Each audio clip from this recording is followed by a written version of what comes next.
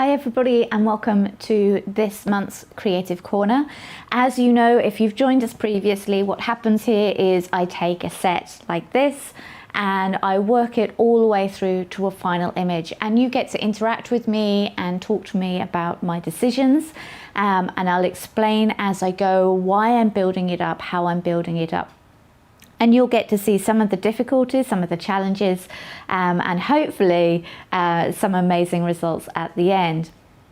So firstly, I just want to go through some of the basics of what I've set up here. And I always like to share with you how we got to this point, because obviously I'm doing this live with you. So there's a few decisions that I will have made prior to us starting this live.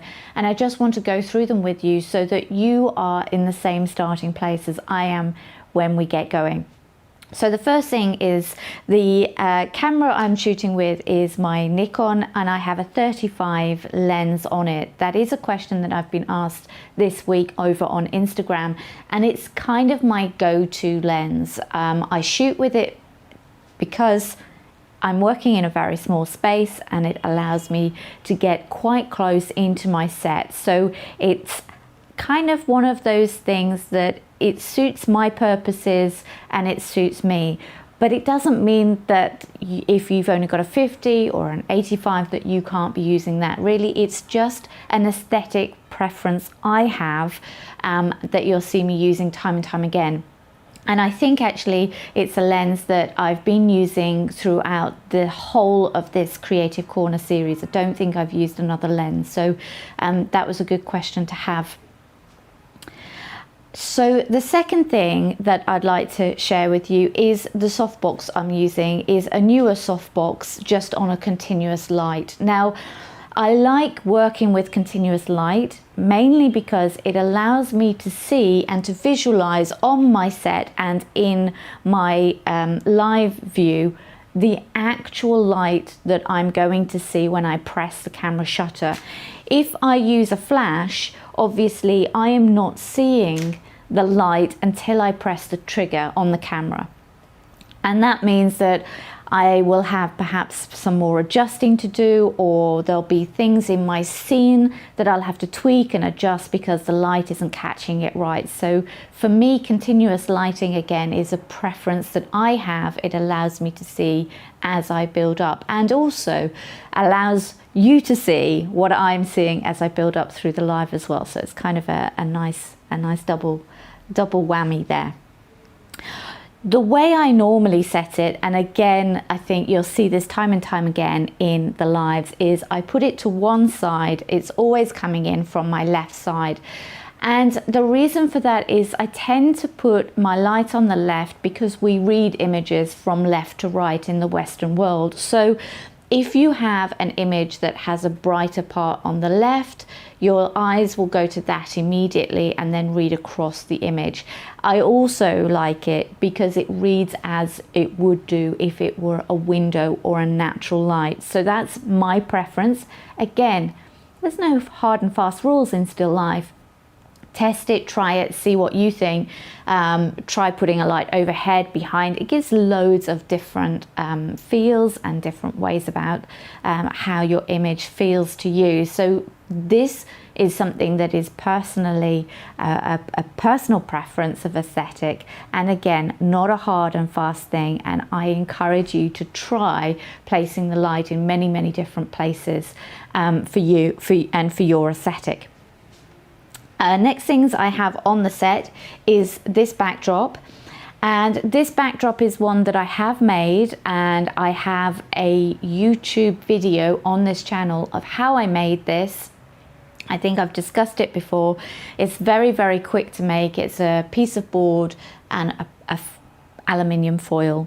Go check out that video.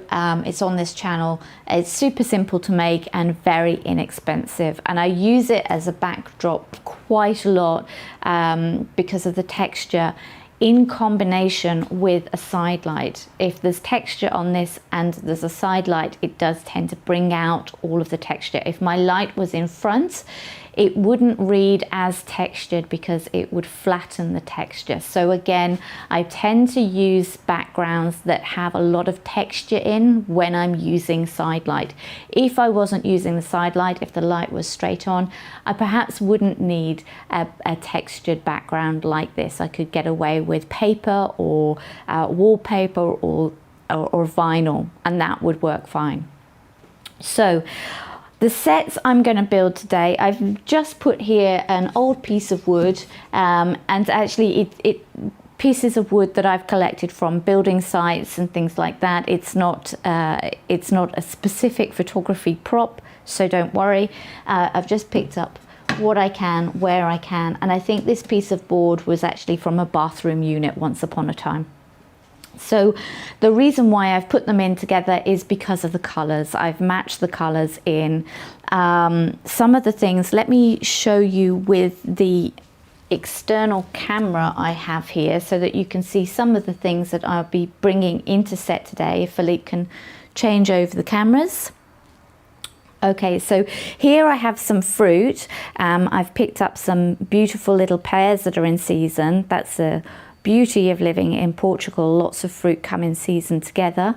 I have national grapes, which are really deep colour, and the colours in there are just slightly purple, slightly dark blues, and they are utterly amazing colours.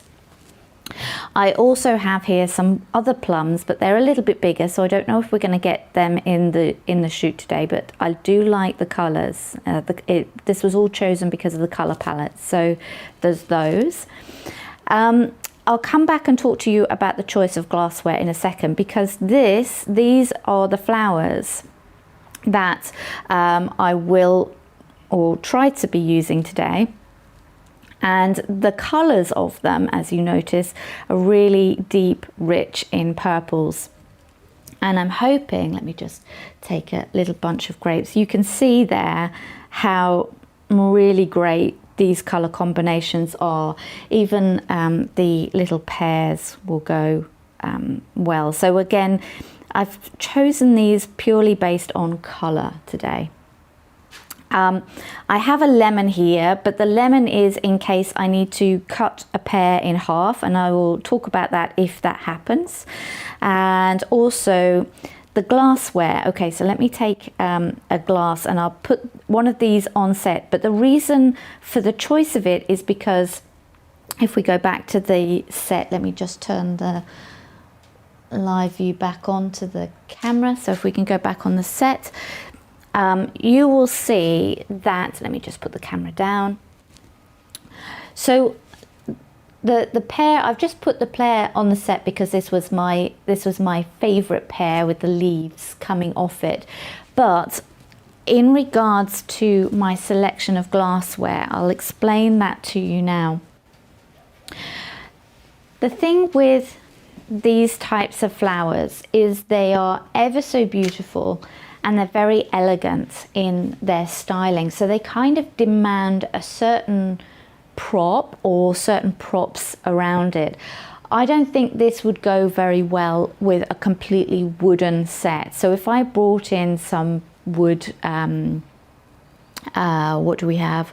Perhaps a chopping board or that kind of thing. I'm not sure that these elegant flowers would live in that world. So I've selected props that are a little bit more elegant. Even though there is a piece of wood on the set, I think that it does require a little bit more elegance and grace. Now these flowers have also caused me a little bit of consideration here, because you have a flower at the top but a really long stem, and there's no leaves on the stem. It's very bare and barren, meaning that if I just put them on the set like that, as I have done in the past by standing them up, it means that you've got all of this, which is kind of boring to look at. It's not visually interesting. The only visual interest part of the flower is at the top. So that means I'm going to have to put these flowers either on the set and then have something in front of them to cover up the stem, or they live in a container together. So those are my considerations with these flowers. And of course, I have chosen the flowers and the backgrounds and the colours all together. So as you can see, they're very similar in the tonal range. So that was my choice of and the reason why I've chosen a glass is because then I'm going to need an elegance to match the flowers coming in. So I'm just going to put that roughly about there in my set. Let's make the glass central. This one is my favorite pair out of all of them I collected because of the leaves. In fact, let me just see if I can get the focus on the pair so that we're sharp to start with. Make sure that we are, and you're seeing what I'm seeing. Great. Okay. So those are the considerations with the flowers and the choice of the props. And there was one other question that I was asked quite a lot over on Instagram and during the month is on my new flower frogs. So Philippe, if you can put the name or link up. So these are Kensen flower frogs, and what they are, they're super tiny, which means that I can literally have one flower pushed in and then put on my set. And because the base is really small, it allows me to hide the base very quickly with either a leaf or with a flower or something like that. They do come in different sizes. This is the next one up, and as you can see, it's a little bit bigger. It lives on my hand very easily in comparison to this one, which literally is like a finger. Yeah, as big as my finger, really, little, or thumb. So that's how big they are. Very small in comparison, and they go up in size, and obviously they go up in price buying them on Amazon, not necessarily because of the price of the object, but because of the price of the weight increase. Obviously, the bigger the size, the heavier they are, and they are quite heavy considering their small size, and that's basically to make sure that they are weighted and they're stable on the table. So when you place something on them, they're going to stay there quite sturdily. I love these. They allow me to use them again and again and again, other than the flower foam, which obviously is an alternative, but they're not recyclable. Flower foam isn't biodegradable, I think that's the word, whereas these obviously we can reuse again and again and again. So my favorite things, oh, and these come with a really cute little brush, so that when you are finished with them, you can brush them out and just clean in between the stems of or the spikes on the base, and that way they will always be clean for you to reuse. So those were the flower frogs that you were seeing a lot of. There's a link to Amazon there. It's not an affiliate link, so feel free, just pop on there and order them.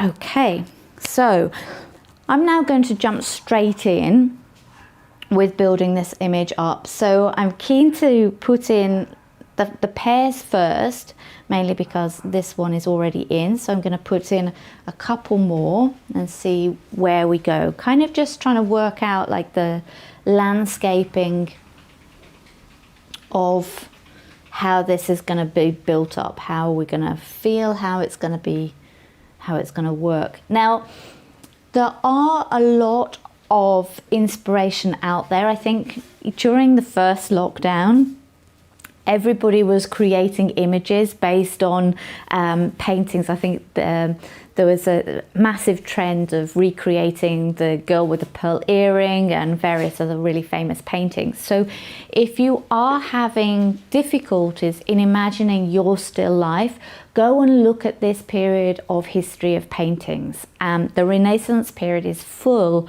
of still life images, of still life paintings, where artists are using fruits and flowers and various arrangements in order to paint them and increase their prowess as an artist. So there's a wealth of galleries out there to draw inspiration from. So if you are struggling with either a composition or kind of what you should build up, Literally go and take one of their paintings, have it in front of you, see what props you have at home, and then arrange the props and the fruit that you have in the same style. Like there's no shame in using some other piece of work in that way, so a painting in that way, to draw your own inspiration on. It's never going to be the same because fruit is always different, and the props that you have at home are also going to be very different than the ones that they used to have. So feel free to use your, you know, the galleries that are already out there as drawing on inspirations. I'm not doing that today. I am literally just placing things in to see where we can go, and trying to draw up a bit of a composition that's going to look right. Now, I've spoken before in previous works with you in the Creative Corner about building up a foreground, a middle ground and a background, and that's what I'm doing here by just placing the pears in this way. In fact, let me just put that as an angle. Now, essentially the foreground, if you imagine everything divided into 3 on your set, you're going to have a foreground here, a middle ground and a background. And if you can make sure you develop your image always in these 3 planes in mind, you're going to be able to build depth into your image, and it's always going to make your image feel a little bit more alive because you are creating multiple planes of interest in your image. It isn't all living in one middle ground. Now, there's nothing wrong with putting a vase on the table and putting all your flowers in the vase. But for instance, if we did, in fact, let me just build that up right now with you. If I took this decanter and I'll put it in the background, straight away, because I've put something in the background, your eyes, and obviously the depth of focus does help do this for you. It kind of brings everything, what's in focus here is your glass. So obviously it makes us focus on the glass, but our eyes will then switch backwards and forth, and it allows the eyes to travel around the image a little bit more, which is always what you want when you're creating your image. Is you need space and fluidity for an eye to travel around the image. So I'm going to see if this is a good vessel to put my flowers in, and I'm just going to take one of these flowers, and I think that might work. Let's try perhaps with some of the purple ones. I'm just selecting flowers that are a little bit more open than the others. So these are the ones I've selected just because the opening here is a little bit more fuller. And before I cut, I'm just going to measure them on the set. So I will need them to be at least this much shorter. And I always cut and then remeasure and then cut again, because obviously I can always cut more, but I can't, once I've cut them too much, that's it. I'll just cut them again. So I'm always a little bit over cautious when cutting the flower heights, and probably, let's see if that will work or if I need a tiny bit more. I think a tiny bit more on both of them, and I'm not sure that I want both of them to be the same height, so let's just see how that works. And I will obviously come back. Nope, tiny bit more. They do actually. So just making sure that they fit in the image. And I'm going to put 3 in right now. Now, that one just hits the top, which I don't want. So what I'm going to do is I'm going to lift the camera up slightly, and because I want to see inside these a little bit, I'm going to reframe by lifting my camera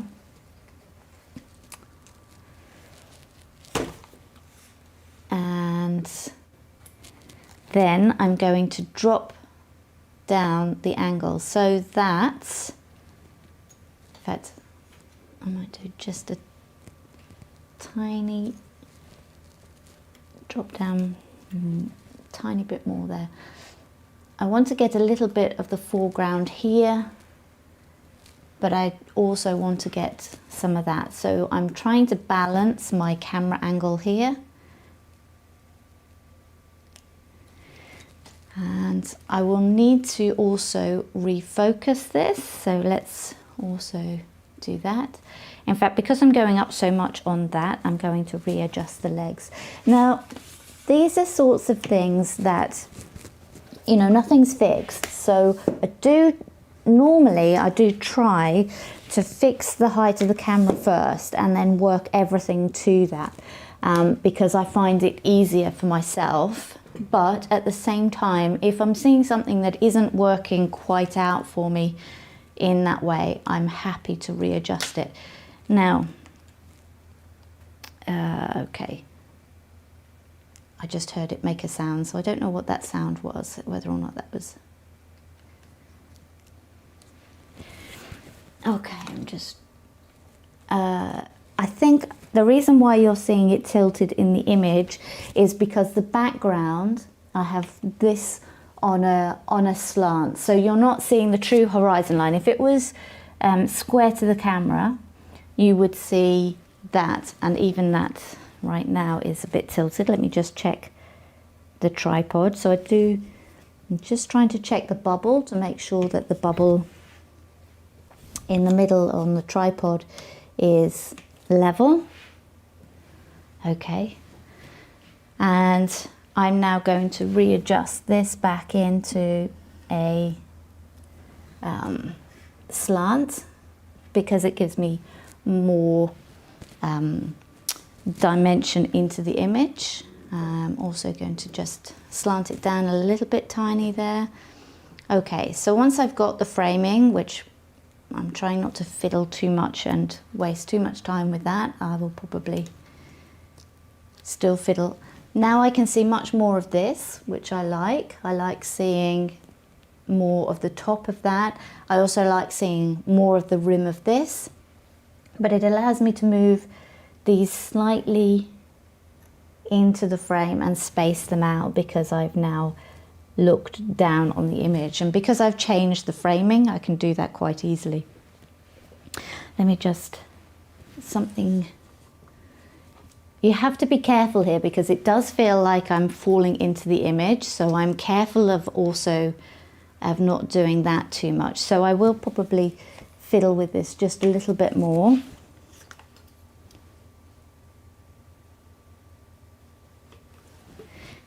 Okay, yes. So I think that that's probably right, but I will, okay. I'm not going to fiddle too much more with that now. I'm going to leave that there. And whilst I'm doing that, so can you just check the levels for me? So what I'm going to do here is I'm now going to work out what else needs to be in my image. And I think other things that I have with me are, I have this lovely flower, and because I've created a gap, let me just show you that. Let me see if Philippe can show me the image on the handheld camera so that you can see from above. So here you can see what I have from above. So you can see, firstly, I've pulled the wood from the background, and what that has allowed me to do is it's given me a bit of space to put some flowers behind, and it will hold the flowers up nicely behind the set. So I can build up anything back here. I can kind of poke down there and it will hold up. And you can also kind of see the spacing I'm using here between the sets so that you can see the gap of where everything here is on a diagonal. And then we have our flowers here and then this gap at the bottom. So if we go back to the live view, okay, you'll be able to see, let me just put the camera down, you'll be able to see here that I can now build up the image back here with some flowers very easily if I want to. And I think I probably will. Let me just also see what else I might want to put in this image, because we did have some grapes that I really liked. And I kind of like how we might be able to get like some of these beautiful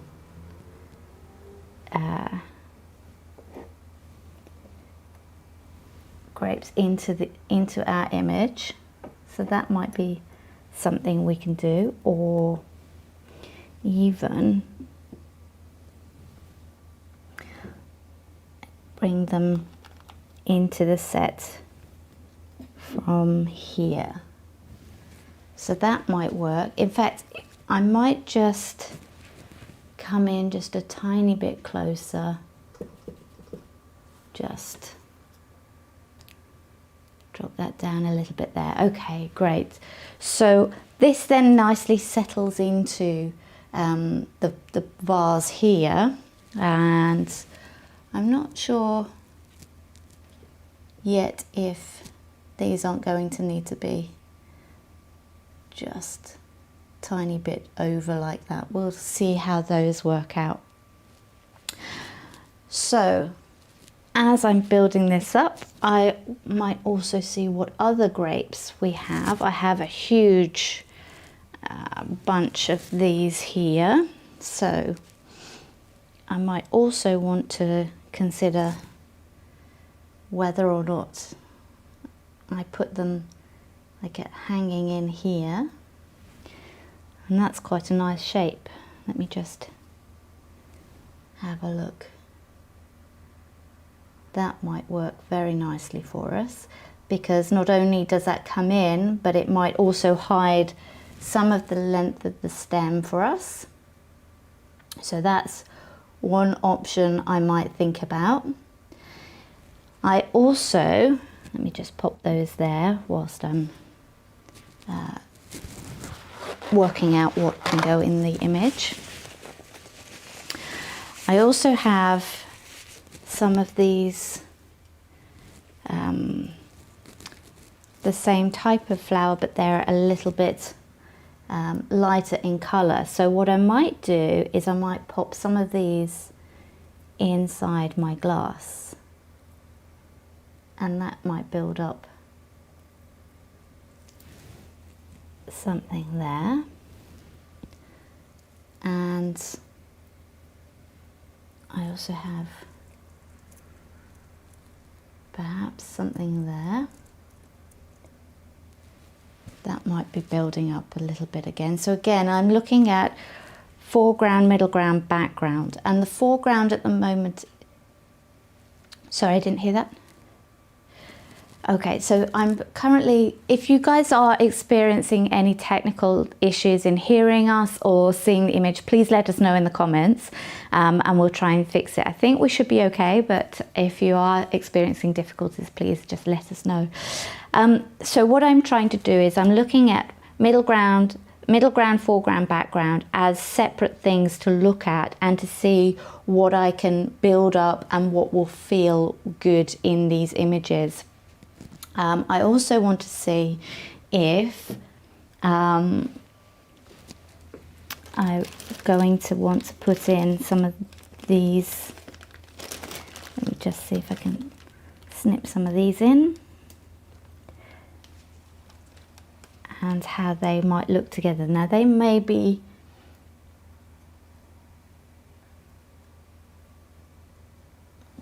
they go quite well, don't they? So we may be able to just pop some of them into our set. We'll see. Some of the things I'm thinking about and a little bit concerned about right now in building up the set is that I have something quite low, which is the pear, only one thing at this height and then something at this height. So what I need really is some things that are in the middle, like this big space here is what I'm going to look to fill that in, or am I looking to fill it in? It's really about, at this point, what's going to feel good. If I put this over here, it may look unbalanced, like this then feels very heavy in comparison to the light area over here. So it might be that this comes over here and is, you know, coming into frame. And that if that's the case, I may not want all of this back here. I may just want that to stand out on its own, so that it's a hanging bunch of grapes here, and then perhaps some fallen grapes down here. And that's an option, and that might work quite well. I'm not convinced about that, so let's try some different options before I go to that. Let me just take those grapes away. What other options might I have here? So,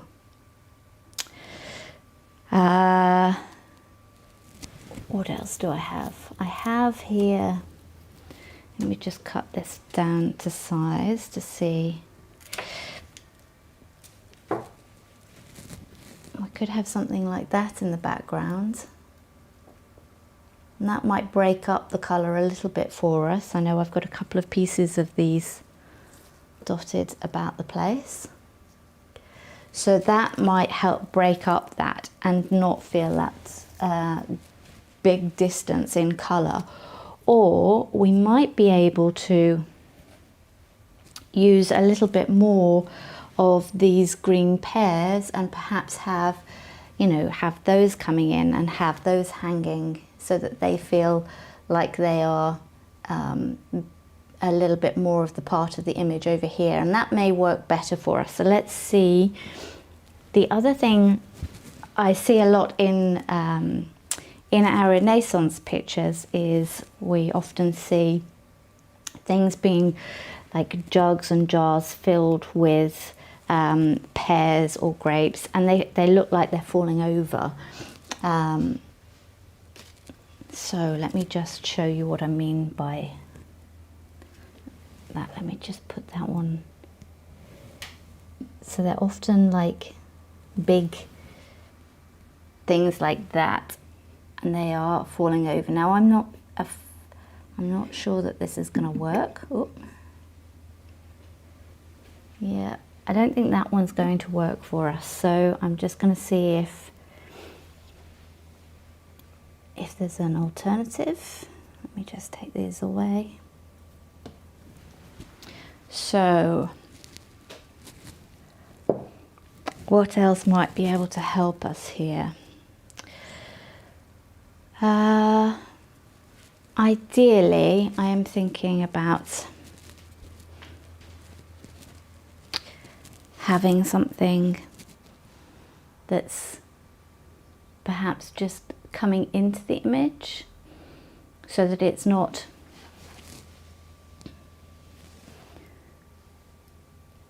like perhaps something like that. Okay, so now these ones are obviously not attached to anything right now, so that would mean we would attach them to something or to a branch or something to try and get them into the shot. Can you see it? And that would instantly add a little bit of dynamic into the image. I'm not sure I like this here, so we'll come back to that. Perhaps we'll put some more grapes in the bottom of that, and that will tie the grapes in across. But I'm liking how the falling feeling of these two pears over here might work. So now I kind of know what I want. I'm going to have to make that happen because those are not attached to a branch. I'm going to have to see if I have a little branch or something in my collection of twigs, which fortunately I think I do. Let me just grab some little selection to see what might work better for us. And oh good, I have some vines as well over here, so that will help a lot. Just picking up. See, this is the beauty of building an image live. I really don't know where the image is going when I start, and as you can see, sometimes you get to the middle and you kind of see what's missing in an image but don't yet know how to get where you need to go. So there's a gap between what you see as the problem.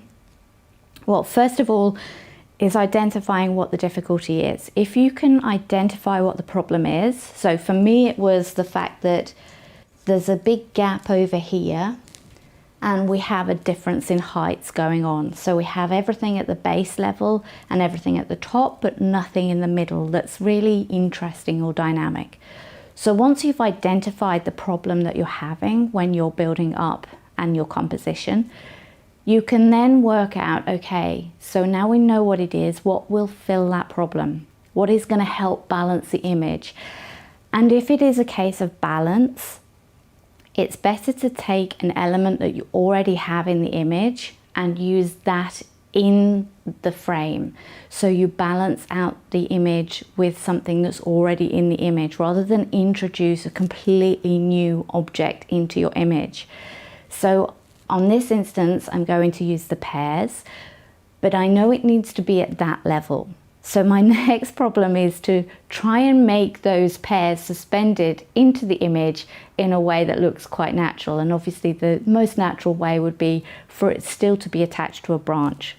So these are the steps and progress that I see as I make my image.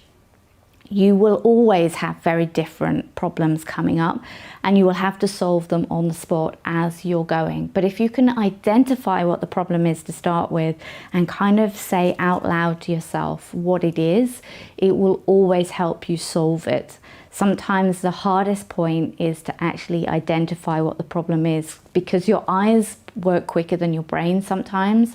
So often you will know that the image doesn't feel right. There's something not quite right about it, but you may not be able to identify what it is. So if you can identify what it is, you absolutely will be able to resolve it. So I have here a lovely selection of twigs and vines, and the vines I'm definitely going to be able to use in my image because I'm using grapes. So it's very in keeping with what's already in the image. I'm just putting them to one side. I think I just kicked the tripod there. So I will need to, there we go. I think I just, shuffled it. Okay, so I have a branch here and it has a piece of vine already on it. So I think I'm going to use this. And I kind of like how it's all a little bit twizzled and twisted at the end. That's going to help us cover up some of the imperfections in attaching the pears to it. So the first thing I'm going to do, I'm going to kind of work out where this is going to come in, and I think it's going to be about here. Okay, so it's going to be in the very back, it's going to be in my background, and I'm going to need something roughly this tall to help prop up the twig off the set. So it's kind of like a hand width height. That's actually a measurement that I use. And I have here, let's see, I have here a bottle that is normally, so I can put that offset and then probably attach it. Now is that going to be too small? Yes. So that's actually way too short. So I need something a lot taller than my original estimation. I have this, let's see. This is quite heavy, so it will be, I think, hopefully able to take the weight of the pears if I put the pears on it. That's still, I tell you what, I think it's because I was expecting this to be at an angle coming in. So If I come in at a really tall height, that's not going to work at all. It's going to need to be much, much taller. And the tallest jar I have has some things already in it, so I'm just gonna take all of those out and put them across my table for now. I'll come back to that. This is why everything is a mess by the time I finish building an image. Right, so I have this vase, and so yes, that will work. That will come in at a rough height that I'll need it to come in. So the next thing I'm going to do is attach this to this. Super high-tech stuff, this. Let me show you. Massive, expensive technology that you will need. Masking tape. Essentially, I will tape my twig to the vase. Again, super high-tech solutions here, and this will work, but it's going to take a little bit of twizzling, so bear with me. I always say I will try not to fiddle too much, and yet what happens is I end up fiddling a lot, so I'm very sorry. What I'm going to also do, you can use Blu Tack or things like that. I'm just going to place a little bit of gluey green glue blob there, just to put my twig in place, whilst I will put masking tape over it. I just want to get the placement right to start with, and I think that's about right. Let me put another green glob the other side. I'll talk about the green glob in a moment. Don't worry, I will name the products for you so that you can have your own green glob at home. Up until recently, the green glob would have been blue and would be Blu Tack. So if you've got Blu Tack at home, that will work for you. Okay, so now I'm gonna just, yes, and Blu Tack is very, very, it's a cheaper option than the green glob I am using. So I will, but don't worry, I'll talk to you about that. I think Philip's going to try and find a Amazon link for it in a second. So give me a second and I will talk to you about the stuff on the set whilst I just masking tape. That's going to be in the set, so let's just make sure that that's okay.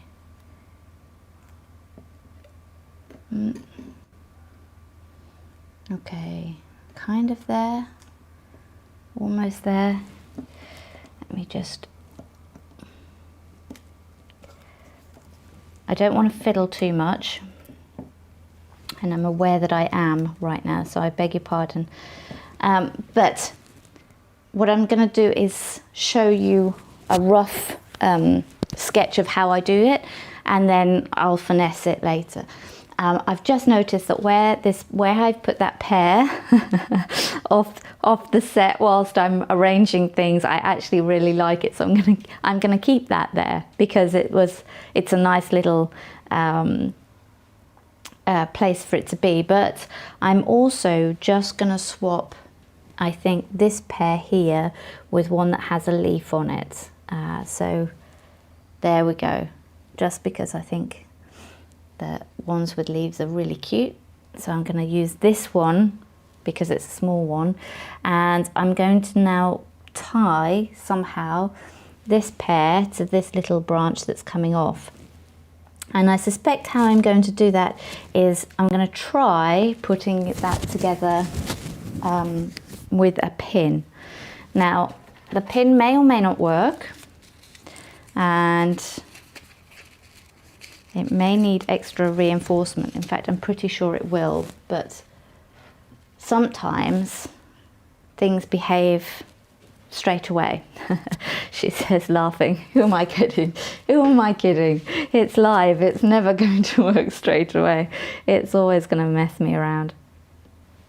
So I'm going to take my pin and I'm going to thread it through the stalk.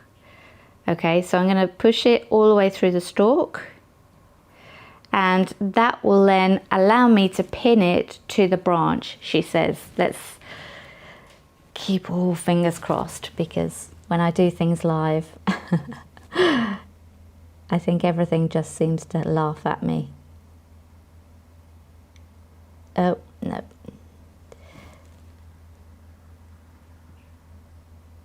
Okay, so let me just attach this, she says.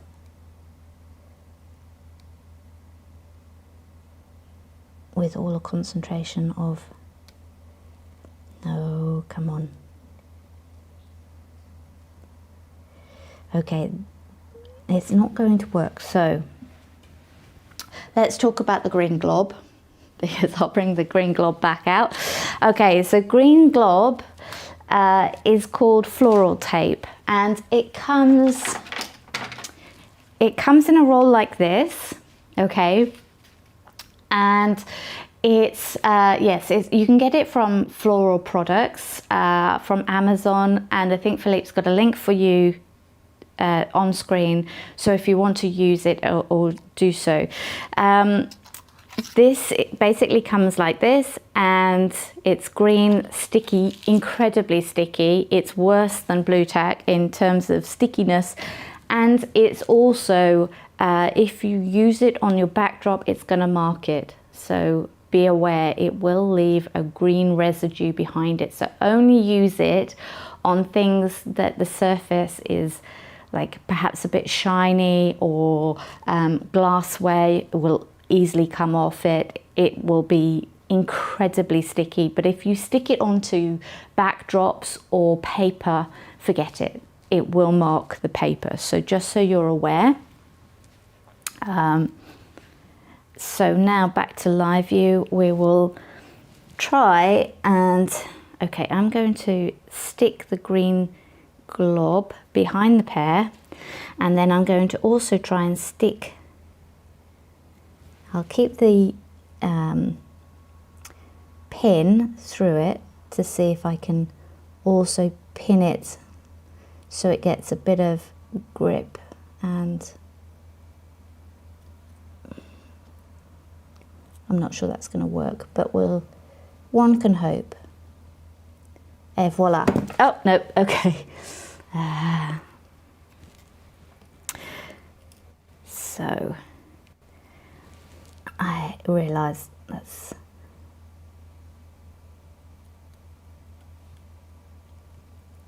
like, okay.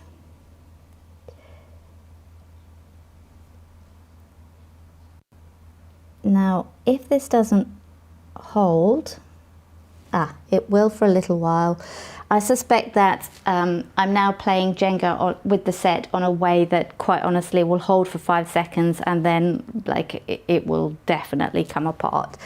The next one I'm kind of going to put a little bit up here, or another set up here. So we'll see. She says we will see how much this will tolerate me playing. Also, because I'd kind of want this, I don't want this to be straight, I want this to be on a kind of slight diagonal. So what I'm going to do, I am going to use a piece of my cut branch. I cut a piece off the bottom of the stem earlier, and now I'm going to use it to prop up the twig on the glass to give us a little bit of height. That wasn't enough. So let's use one of my other sticks, and leverage it instead of using just that. I'm just going to push that in to the set, and I don't mind these coming in either right now, because I can definitely hide them with like my twizzles of vines that I have here. So I'm not concerned about those coming into the set, that's fine. In fact, they work quite nicely for us in that way. Let me just see if I can, there we go. So it's nice, it's quite, again, that helps me in the middle ground as well as the background. So let me just take that out. I think the only thing in the background I'm missing is one more pear, and we kind of wanted that perhaps to be there or even off the main branch there. So I will put that in probably in a little while, because I don't want to upset everything I'm doing right now in terms of the Jenga that I'm playing. I'm also wondering, oop,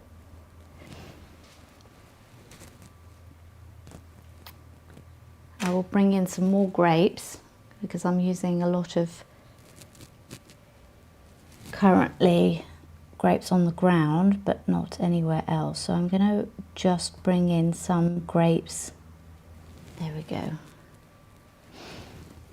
Let me just, I just want to kind of disguise the end of that stick because it's a bit broken.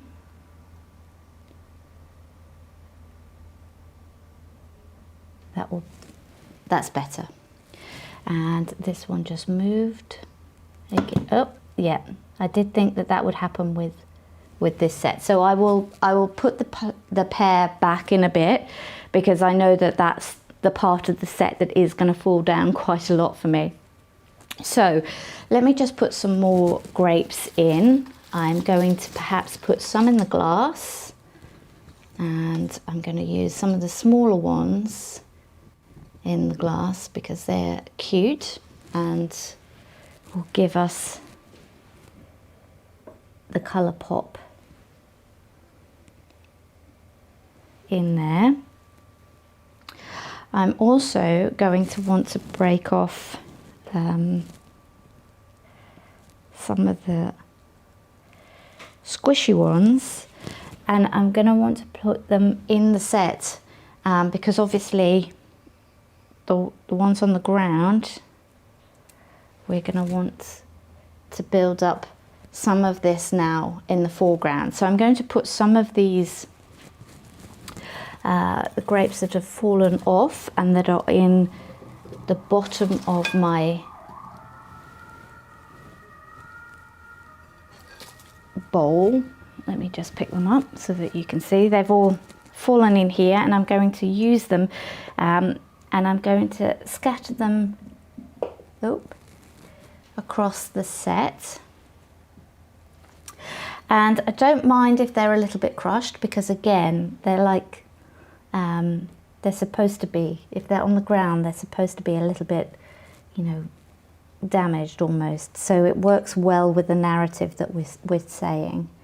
And also some of them have a little bit sheeny and shiny because they've been in the bottom. So being a little bit crushed, they are now a bit shiny with their own juices, which is actually quite lovely. It'll help work that out. And I'm really enjoying how that is being built. Let me just put some more into the set like this. So perhaps not so even back there. So you can see now that I've built up a little bit more of the foreground after building up the background with the hanging pears. I then filled the middle ground with some of the vines again, and now I'm working the foreground just a little bit more with the grapes. And by working in this nature, middle ground, background, middle ground, foreground, it always helps me bring out all of the elements and bring the elements alive. So the only thing I'm also seeing that I'm not, that I need to see about is I got an element back here and here, but I haven't got anything in the foreground of this color. So I'm just going to take perhaps a couple of these were all tied together, so I'm just going to take a couple of these and I'm going to put them into the foreground, just a tiny hint into the foreground. It doesn't need to be, you know, like a big thing. It can just be like a tiny detail here, and I'm liking how that looks. So what I might do is take some more of those little details and I might just scatter them onto the set here as well. Let me just remove the pin. So it kind of becomes now hinted at that these have fallen onto the ground as well here. It doesn't need to be like a huge amount, and I've literally just cutting off the little branches just to get some of the little blossoms in. And again, it's just scattering them in, just adding in that little touch of texture essentially. The other thing that we could do is we could see if perhaps we could take another one of these flowers that are a little bit big and see whether or not it wants to live as an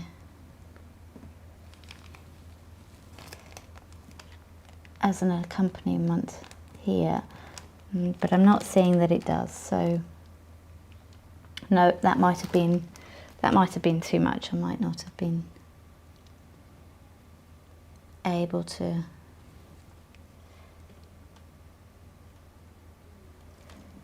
Just trying to work out whether or not this would work, or whether or not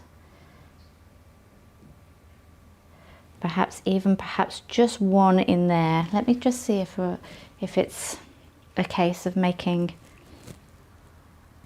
perhaps the one in the middle. If we, oh yes, that might work. That might work beautifully. Let me just cut it down a little bit more. Make like a lapel. You know how flowers live in pockets? See if we can make one of those beautiful lapel pocket type feels inside the glass. And perhaps we're going to need some more of that flower around it. I'm now using the berries at the bottom of the glass to help bring that out. So that will definitely need another berry or two. Let me just see if we can just bring in a couple more tiny ones. I'm just pulling them off the big stem, so we can hide. Essentially what I'm trying to do is hide the stem. The big green stem is like, just try to make sure that it doesn't look so because it's so light, I don't want people to focus on it. So let's just put a berry there. Actually, the rest can live back here.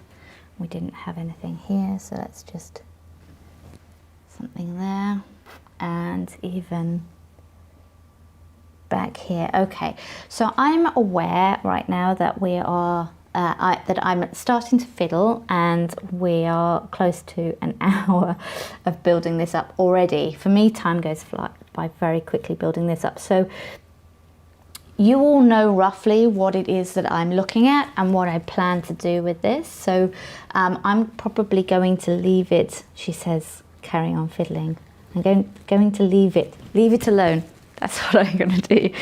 I'm going to leave this right now, but I will carry on building it up so that I can get a final image to show you. But probably the things that I'm looking to do are to add the pears at the back, the 2 pears at the back, and also to perhaps cut a pear in half and show you the inside of the pear. And in fact, that is something I will show you right now. So let me show you what I do to cut a pear in half and to make sure that it's going to be, it keeps it on set. Let me see if I can switch the camera over. 2 seconds though. Let me just see if I can make this happen. If I can't, we'll not worry. But let me see if I can prop up the phone and the camera to show you this set. So, okay, let me pop that there. Okay, so hopefully Philippe will be able to show you my cutting board on my side. Let me just put some things out of the way. So, firstly, a lemon. I know it's not the pear that I'm cutting in half, but what I do is I just take my lemon and just get some juice from it, because I would like any pear that I cut in half to be lasting on set. So I will squeeze lemon juice into a bowl, and by doing that I basically allow myself to then cut a pear. Let me just try, okay, let me try this pear. I don't know how this is going to work. I don't know what the inside of them are going to look like, but I think, you see that? So that right there is the inside of what I think will look really great on set. So I'm going to now just take my lemon juice that I just squeezed and coat my pear in lemon juice. And I do this off the set for obvious reasons. I don't want the set to be soaking wet. And now I can introduce these onto my set. Let me just dry my hands and to, if I showed you this technique basically because you're trying to preserve the color of the inside of the pear. If you don't dip them in something like lemon, you're basically going to watch these oxidize in the air and become brown inside and really discolored, and then it's not so nice for your image. So by doing this and dipping them in the lemon, you are making sure that it stays this beautiful green color inside. Otherwise they go off very, very quickly. So I'm just going to put these in the set so that you can see. So if Philippe, you can come back to live view. Okay, so I really love these. So now I might be able to pop one of these next to this one, or even here. Oh, let me just, you're going to need a little help supporting, so I'm going to bring in some green glob. So green glob, and I'm just going to use it to prop up my pear here, and then I can put that on in the set. So then it has a bit of a fresh feeling in. You see back here, I will need to cover that tiny glob up with a piece of berry or something. So we're just going to take this berry and put it here just for a second so it covers it up. And I might even be able to just use that like that to prop up my other pear in front. So you can see there, adding in half a pear in this way kind of gives it another bit of dimension, and I still want this one to come out, so I'm going to pop him in probably into his own little space over here, and even perhaps move these over so I manage to keep the dynamic of the line going from foreground, middle ground, background, but I just make that happen just by a little bit of movement there.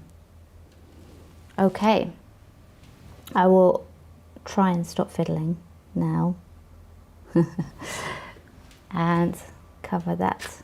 Oops, sorry, it went off, so let me just, okay. So this is still my thing that I really liked, so that's still my hero. Put that little crushed berry. So this is still a work in progress, but now you understand where I'm building this up. So the next things I will do are probably the 2 pairs in the back, and I might see whether or not the grapes that I showed you earlier in the hanging position, I'm not sure whether I'm going to still do that or not. I'm probably not, because of the dynamics of it, but I don't know if perhaps it might need to come in back here behind the set here. So there's might be something there that I do. So those are the things that I'm thinking about next. But I am going to leave this with you right now. I hope that you found this to be useful. But if you do have any questions about this or any of the things that you see me use, please either drop them in the comments below or visit me over on Instagram and tell me there. I do answer all of your questions. If not directly, I do it either through this so that you can then physically see the products that I'm using and answer your questions in a way that hopefully will be a visual answer to the questions that you're asking me as well. As always, thank you so much for coming along and spending some time with me, and I hope that you found this to be really useful, and we'll see you again next month, the last Sunday of the month at 2 o'clock.